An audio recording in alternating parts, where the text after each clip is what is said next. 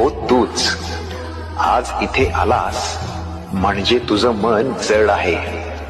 कोणाला सांगता येत नाही अशी वेदना, मनात दाबून ठेवलेली तक्रार, न बोललेलं दुःख, आज ते सगळं माझ्या पायाशी ठेव.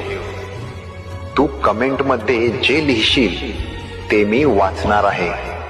आणि लक्षात ठेव, मी कमेंट मध्ये उत्तरही देणार आहे. नाव नको, ओळख नको, फक्त मन मोकळं कर.